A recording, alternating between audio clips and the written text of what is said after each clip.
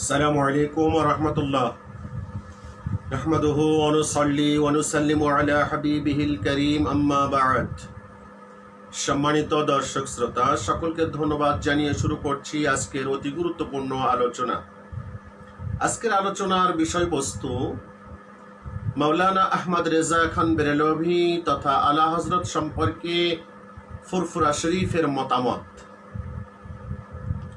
আমি ভূমিকা স্বরূপ কোনো কথা না বলি সরাসরি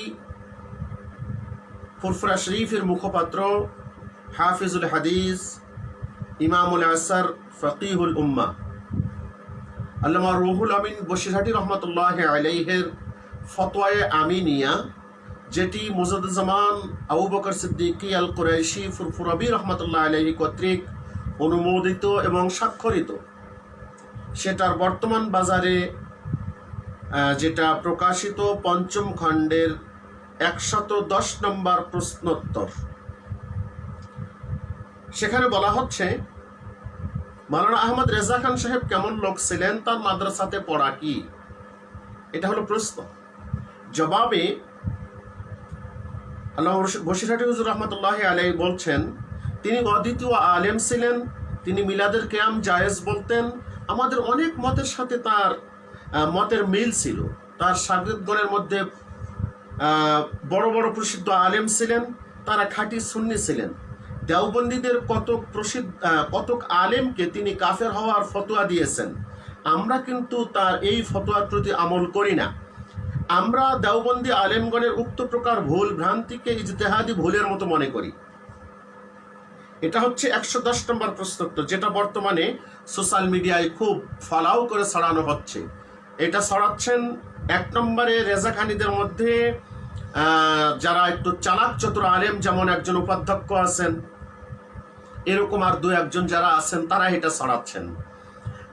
দ্বিতীয়ত, আমাদের মধ্য থেকে কিছু আছেন যারা সৈয়দ আহমদ শহীদ বেরেলভী রহমতুল্লাহ আলাইহির মাসলকের দাবিদার বা মাসলকের মানুষ, কিন্তু তারা তাদের ওয়াজ মাহফিল ঠিক রাখবার জন্য সকল দরবারের পক্ষ থেকে হালুয়া রুটির ভাগ পাওয়ার জন্য নামের শেষে যদিও বা সালেহি, নেসারি, আরো কি তালেহি কত কি লাগানো, কেউ বা মহাসচিব, কেউ বা যুগ্ম মহাসচিব, কেউ বা অনেক বড় ফকি আল্লামা মুহাদ্দিস, তারাও কিন্তু এইটাকে আজকে বাজারজাত করছেন।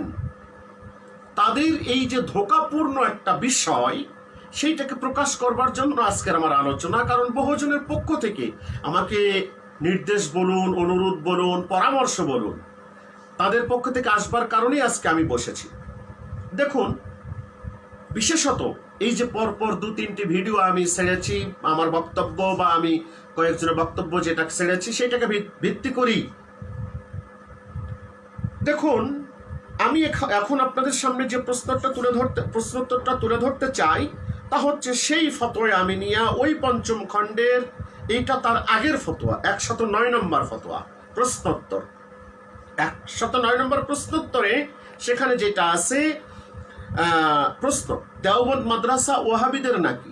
মাওলানা আশরাফ আলী থানভী, মাওলানা রশিদ আহমদ গাঙ্গুহি, মাওলানা সৈয়দ আহমদ বেরেলভী, মাওলানা কাসিম নানতুবি, মাওলানা খলিল আহমদ আম্বিডবি, মাওলানা কারামত আলী জনপুরি, মাওলানা ইসমাইল শহীদ সাহেবগণ ওয়াহাবি কিংবা সুন্নি? ওয়াহাবিদের উৎপত্তি কোথা হতে এবং তাদের চিহ্ন কি? উত্তর, দেওবন্দ মাদ্রাসা ওয়াহাবিদের মাদ্রাসা নয়। যারা মাযহাব অমান্য করে থাকে, ইমামগণের মাযহাব মান্য করা শিরিক বলে, তারা ওয়াহাবি। উল্লিখিত আলেমগণ কেউই এই শ্রেণীভুক্ত নয়। মাওলানা ইসমাইল শহীদ প্রথমে ওয়াহাবি ছিলেন, সেই সময় তিনি তানভীরুল আইনাইন ইত্যাদি কিতাব লিখেছিলেন। তারপর তিনি হযরত সৈয়দ আহমদ মুজাদ্দিদ বেরেলভী রহমতুল্লাহ আলাইহির নিকট মুরিদ হয়ে তরিকতপন্থী হন এবং তার উপদেশ মতে তিনি ওয়াহাবি মত পরিত্যাগ করত হানাফি হয়েছিলেন। মাওলানা কারামত আলী জনপুরি সাহেব খাঁটি সুন্নি ছিলেন। তিনি মাযহাব অমান্যকারী ওয়াহাবিদের সাথে লেখনী যুদ্ধ করতে করতে জীবন লীলা সম্বরণ করে গিয়েছেন। দেওবন্দি মাওলানাগণের সাথে আমাদের কয়েকটি ফরওয়ার্ড মাসআলা নিয়ে মতভেদ রয়েছে। আমরা মিলাদ শরীফের কিয়াম মুস্তাহাব বলি, তারা নাজায়েজ, হারাম ও শিরক বলেন। আমরা আখিরে জোহর পড়ে থাকি, তারা উহা পড়তে নিষেধ করে থাকেন। আমরা কাফিরের অর্থ দ্বারা মসজিদ প্রস্তুত করা নাজায়েজ বলি, তারা উহা জায়েজ বলেন। মাওলানা রশিদ আহমদ গাঙ্গুহি ওয়াহাবিদের প্রশংসা করেছেন, আমরা তাদেরকে বেদাতি জানি। মাওলানা আশরাফ আলী থানভী সাহেব হিফজুল ইমানের 8 পৃষ্ঠা জায়েদ উমর বালক উম্মাদ পশু চতুষ্পদ প্রাণীর ইলমের সাথে হযরত নবী করিম সাল্লাল্লাহু আলাইহি ওয়া আলিহি ওয়াসাল্লামের ইলমের তুলনা দিয়েছেন। মাওলানা রশিদ আহমদ গাঙ্গুহি সাহেব ফতোয়ায়ে মিলাদ শরীফের 13 পৃষ্ঠায় নবী করিম সাল্লাল্লাহু আলাইহি ওয়াসাল্লাম এর মিলাদ শরীফকে হিন্দুদের শ্রীকৃষ্ণের সং করার সাথে তুলনা দিয়েছেন। মাওলানা খলিদ আহমদ আম্বিটাবি সাহেব বারাহিনা কাতেয়ার 51 পৃষ্ঠায় শয়তানের ইলম নবী করিম সাল্লাল্লাহু আলাইহি সাল্লামের ইলম অপেক্ষা অধিকতর বলে প্রকাশ করেছেন। এরূপ আরও কতিপয় মাসআলাতে তারা দুনিয়ার বিরাট সুন্নি আলেমগণের বিপরীত মত ধারণ করেছেন। এজন্য হয়তো হিন্দুস্তানের একদল আলেম তাদের উপর কাফিরি ফতোয়া দিতে কুণ্ঠাবোধ করেন নাই। আমরা বলি, মানুষ মাত্রই ভুল ভ্রান্তি আছে, তাদের ভ্রান্তিমূলক মাসআলাগুলির উপর আমরা আমল করব না, কিন্তু তাদেরকে কাফের ওয়াহাবি ইত্যাদি বলে নিজের রসনাকে কলুষিত করা উচিত নয়। এই গেল হাফিজুল হাদিস আল্লামা রুহুল আমিন বশিরহাটি রহমতুল্লাহি আলাইহির ফতোয়া আমিনিয়ার 5ম খণ্ডের 109 নম্বর প্রশ্ন উত্তর। আর আগে যেটা শোনালাম 110 নম্বর প্রশ্ন উত্তর।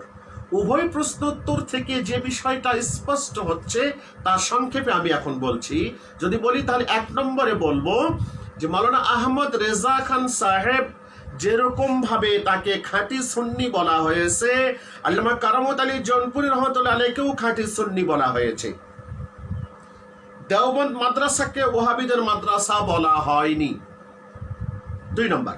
3 নম্বর, মাওলানা আহমদ রেজা খান সাহেব ওলামায়ে দেওবন্দের যাদেরকে কাফের বলেছেন, আমরা তাদেরকে কাফের বলি না, মানে মাওলানা আহমদ রেজা খান সাহেবের ফতোয়ার উপরে আমরা আমল করি না, ফতোয়াটাকে আমরা মানি না।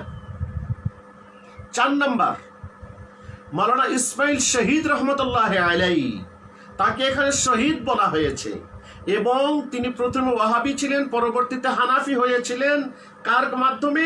তিনি যখন বায়াত হয়েছিলেন সৈয়দ আহমদ বেরেলভী মুজাদ্দিদ রহমতুল্লাহ আলাইহির হাতে। তাহলে এখানে সৈয়দ আহমদ বেরেলভী রহমতুল্লাহ মুজাদ্দিদ বলা হচ্ছে। এরপরে মাওলানা ইসমাইল শহীদ রহমতুল্লাহ আলাইহিকে শহীদ বলা হচ্ছে। 3 এর সাথে 4। 5 নম্বরে আসুন, মাওলানা রশিদ আহমদ গাঙ্গুহি, মাওলানা আশরাফ আলী থানভী, মাওলানা খলিল আহমদ আম্বিটাবি, যাদের যে ফতোয়াগুলোকে কেন্দ্র করে মাওলানা আহমদ রেজা খান সাহেব তিনি কুফরির ফতোয়া দিয়েছিলেন, সেগুলোকে আমরা ভুল মনে করি, সেগুলোকে আমরা কুফরি মনে করি না এবং তাদেরকে কাফের বলা, আমরা এইটা কাফের বলি না, এটা বলা মানি না। এটা স্পষ্ট হয়ে গেল ফতোয়া আমিনিয়ার ফতোয়ায়। অতএব এখন সুযোগ সন্ধানী যে সালেহী সাহেবরা আছেন, সকল দিক একত্রিত করে চলতে চান, সকল জায়গায় হালুয়া রুটির ভাগ একসঙ্গে খেতে চান, যারা আজকে এইটাকে উদ্ধৃত করছেন, তারা সাথে সাথে মেহেরবানি করে এইটা উদ্ধৃত করুন যে ওই আল্লামা রুহুল আমিন বশির রহমতুল্লাহ আলাইহির ফতোয়ায় ওলামায়ে দেওবন্দ, তারা মানে দেওবন্দ মাদ্রাসা ওয়াহাবিদের নয়, এটা স্পষ্ট করে দিন। আরো স্পষ্ট করে দিন, ইসমাইল শহীদ রহমতুল্লাহ আলাইহি তিনি পরবর্তীতে সুন্নি হয়েছিলেন, তরিকতপন্থী হয়েছিলেন। আরো স্পষ্ট করে দিন, সৈয়দ আহমদ বেরেলভী রহমতুল্লাহ আলাইহি মুজাদ্দিদ ছিলেন। আরো স্পষ্ট করে দিন, আল্লামা কারামত আলী জৌনপুরি রহমতুল্লাহ আলাইহি খাঁটি সুন্নি ছিলেন, ওয়াহাবিদের সঙ্গে সারা জীবন তিনি লেখনী যুদ্ধ করে গেছেন। সম্মানিত দর্শক শ্রোতা, এই কথাগুলো যদি কেউ বলে আল্লামা রুহুল আমিন রহমতুল্লাহ আলাইহির কথাকে কোট করতে চান, তখনই বলবে হ্যাঁ তিনি সত্যপন্থী এবং কোনো স্বার্থসিদ্ধির জন্য এটাকে ব্যবহার করছেন না। নচেত শুধুমাত্র বর্তমান আলা হযরত অনুসারী দাবিদার, আমি প্রকৃত অনুসারী বলবো না এদেরকে, আলা হযরত অনুসারী দাবিদার এই বেদাতীদেরকে প্রমোট করবার জন্য যখন আপনারা আল্লামা রুহুল আমিন রহমতুল্লাহ আলাইহির ফতোয়াকে কোট করছেন, অবশ্যই এখানে আপনাদের দুর্ভিসন্ধি রয়েছে। আর সে দুর্ভিসন্ধি বর্তমান জনগণ জেনে গেছে, আপনারা কেমনে বেদাতীদেরকে প্রমোট করতে চান। অতএব সাধু সাবধান, এতটুকুই বলবো, সাধু সাবধান। যেভাবে আল্লামা রুহুল আমিন রহমতুল্লাহর কথাকে ব্যবহার করে মাওলানা আহমদ রেজা খান সাহেবকে বাঁচাবার চেষ্টা করছেন, একইভাবে তাহলে ওলামায়ে দেওবন্দের ব্যাপারে ফতোয়াটা কেন শুনিয়ে দিচ্ছেন না আপনারা? হ্যাঁ, মনে রাখুন, আমরা মাওলানা আহমদ রেজা খান সাহেবকে যেহেতু ফুরফুরা শরীফ থেকে সুন্নি বলা হয়েছে, আমরাও সুন্নি বলি। বাস, অদ্বিতীয় আলেম, হ্যাঁ সেই সময়কার অদ্বিতীয় আলেম, ঠিক আছে সবই, কিন্তু সাথে সাথে তো ওলামায়ে দেওবন্দকে আমরা তো হক বলেছি। ফুরফুরা শরীফ হক বলেছে, ওলামায়ে দেওবন্দের ওই মাসালাগুলিকে ফুরফুরা শরীফ শুধুমাত্র ভুল মাসালা বলেছে। কিন্তু এখানে তো ফুরফুরা শরীফের পক্ষ থেকে তাদের কুফরিকে সাপোর্ট করা হয়নি, তাদের কুফরির ফতোয়াকে সঠিক বলে মেনে নেওয়া হয়নি। তাহলে কেন আপনারা ঘোলা পানিতে মাছ শিকার করতে চাচ্ছেন? অনুরোধ করব, রেজাখানি আলেমরা এটা করতে পারেন, এটা তাদের স্বভাব, আমরা এটা জানি। কিন্তু আজকে সালেহি নাম লাগিয়ে, নেসারি নাম লাগিয়ে, আর অমুক তমুক নাম লাগিয়ে আপনারা বেদাতীদেরকে সমর্থন করবেন, আপনাদের জন্য মোটেও মানায় না এরকম দুর্বিসন্ধি। আল্লাহ সুবহানাহু ওয়া তাআলা আমাদের সকলকেই প্রকৃত সত্য তুলে ধরে বেদাতীদেরকে কষাঘাত করে, বেদাতীদের, মাজার পূজারীদের, কবর পূজারীদের, খাট পূজারীদেরকে বাতিল, সুস্পষ্ট বাতিল বলে ঘোষণা দিয়ে প্রকৃত আহলুস সুন্নাত ওয়াল জামাতকে জনগণের সামনে তুলে ধরবার তৌফিক আমাদের সকলকেই দান করুন। আমিন। ওয়া আখির দাওয়ানা আনিল হামদুলিল্লাহি রাব্বিল আলামিন।